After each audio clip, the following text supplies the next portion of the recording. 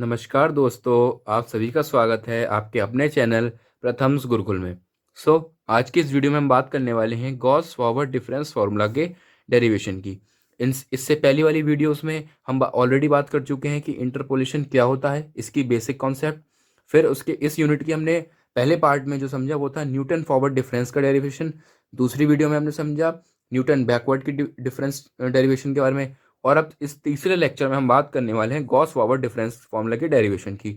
आप बिल्कुल भी टेंशन ना लें, मैं एक एक करके जितने भी इंटरपोलेशन से रिलेटेड इसमें फॉर्मूलाज के डेरिवेशन है, चाहे वो इक्वल के हों या अनइक्वल के हों, मैं सारे डेरिवेशंस आपको करवाऊंगा विद प्रूफ के साथ। और साथ ही में मैं 4 एडिशनल क्लासेस लूंगा इस इंटरपोलेशन यूनिट की, जिसमें मैं प्रीवियस ईयर के इंपॉर्टेंट क्वेश्चंस भी कराऊंगा हर फॉर्मूला के, चाहे न्यूटन हो, चाहे स्टिर्लिंग हो, चाहे बेसल्स हो, चाहे एवरेट्स हो। इसलिए आप इस चैनल से जुड़े रहें और सारी वीडियोस को देखते रहें ताकि आपका कॉन्सेप्ट एकदम क्लियर रहे। चलिए शुरू करते हैं इस वीडियो को। सबसे पहले हम क्या करेंगे कि Gauss forward formula can be proved with the help of Newton Gregory forward formula. Gauss forward formula को प्रूव करने के लिए हमें न्यूटन फॉरवर्ड फॉर्मूला पता होना चाहिए। हमें उसका डेरिवेशन से मतलब नहीं है। अगर हमसे सिंपली एग्जाम में पूछा जाता है कि गॉस फॉरवर्ड डिफरेंस फॉर्मूला को डेरिवेशन करना है आपको, तो आपको कुछ नहीं करना। जो न्यूटन फॉरवर्ड फॉर्मूला होता है, ये वाला न्यूटन, इसको ग्रेगोरी फॉरवर्ड फॉर्मूला भी बोलते हैं, या सिंपली न्यूटन फॉरवर्ड फॉर्मूला पूछेगा आपसे, तो आपको कुछ नहीं करना। गॉस को करने के लिए आपको पहले यहाँ पे न्यूटन फॉरवर्ड फॉर्मूला को नोट कर लेना है। Let y p is equal to y zero plus p del y zero plus P P minus one upon factorial two del square y zero plus p bracket में p minus one P minus two upon factorial three del Q y zero and so on. इसको हमने question number 1 दे दी। अगर आप चाहें 4 term तक भी निकाल सकते हैं, जैसे मैंने यहाँ नोट कर रखा है p P minus one P minus two p minus three upon factorial four del की पावर 4 बाई जीरो।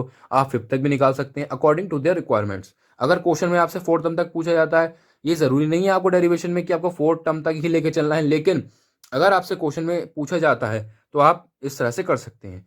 फिर हम उसके बाद क्या करेंगे, where p is equal to x minus x zero upon h, या x equal to x zero plus p h, हम इसको ऐसे भी नोट कर सकते हैं।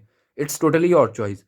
देन फिर हम क्या करेंगे, हम कुछ डेल की वैल्यूज निकालेंगे। ये जो डेल की वैल्यूज आपको दिख रही हैं, ये वाली, हम इन डेल की वैल्यूज को इस वाली इक्वेशन में पुट करेंगे एक एक करके, जिससे हम इसके अदर कोफिशिएंट्स को निकाल पाए। तो ये कैसे निकलती हैं, ये निकलती हैं प्रीवियस माइनस नेक्स्ट के कॉन्सेप्ट से। तो del Q Y minus one निकलेगा del square y zero minus del square Y minus one करके। डेल स्क्वायर वाई जीरो कैसे निकलेगा, del square Y minus one previous minus next करके del Q Y minus one, power का previous और उसका minus coefficient का। Del की power four y minus one equal to del की power four y minus two plus del की power five y minus two. Then del Q y zero is equal to del Q Y minus one plus del की power four y minus one and so on. इस तरह से हम और भी निकाल सकते हैं। देन इसके बाद हम क्या करेंगे, substitute this value in equation one.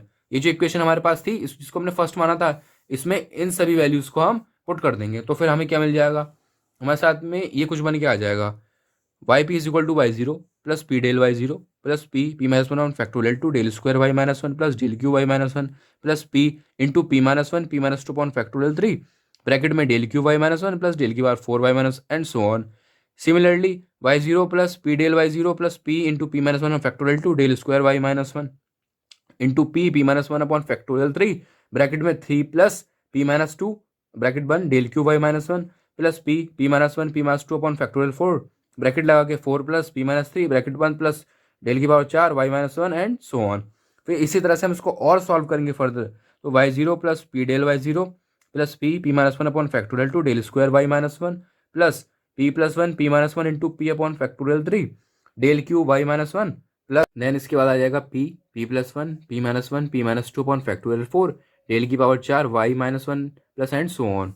फिर Y zero plus p del y zero plus P P minus one upon factorial two del square Y minus one plus P p plus one P minus one upon factorial three del Q Y minus one plus P minus one p plus one p P minus two upon factorial four del की power चार Y minus two plus del की चार Y minus two and so on.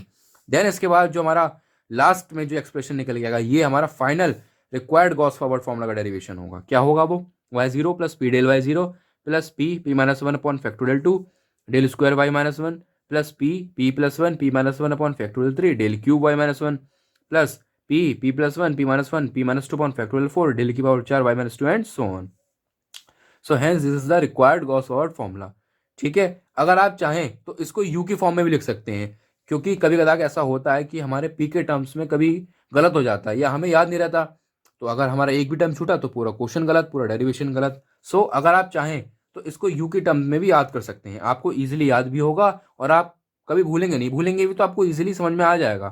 क्या होगा वो, y equal to y zero plus u del y zero plus u minus one upon factorial two del square Y minus one plus u minus one u plus one into u upon factorial three del Q Y minus one plus u minus one u plus one you minus two upon factorial four del की power चार Y minus two and so on. कुछ नहीं करा मैंने, जहां जहां P था यहाँ हमारा पी डेल वाई जीरो था, यहाँ हमने यू डेल वाई जीरो कर दिया, यहाँ P minus one upon two था तो यहाँ कर दिया U minus one you minus two. So हमने कुछ नहीं करा, जहां जहां पी था वहां वहां हमने यू कर दिया। तो ये तो रही हमारे गॉस फॉरवर्ड फॉर्मूले की बात। और एक चीज और जो नोट में आप डाल लीजिएगा, जो मैं आपको बताना चाहूंगा कि जो फॉरवर्ड ऑपरेटर होता है या बैकवर्ड ऑपरेटर होता है, इनका काफ़ी ज़्यादा इंपॉर्टेंट रोल होता है हमारे डेरिवेशन या क्वेश्चन में।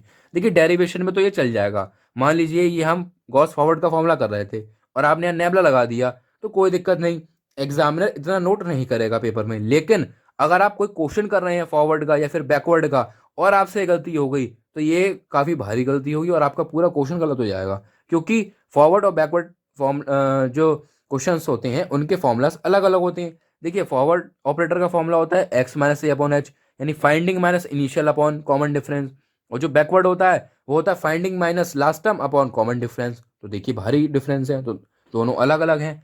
सो इस चीज़ का आप ध्यान रखिएगा कि पेपर में और क्वेश्चन को पहले ही पढ़ लीजिएगा कि वो फॉरवर्ड पूछ रहा है बैकवर्ड का पूछ रहा है। अगर आप फॉर्मूला ठीक लगाएंगे तो आपका आंसर बिल्कुल एक्यूरेट आएगा। बस बाकी आपके सॉल्व करने के ऊपर है।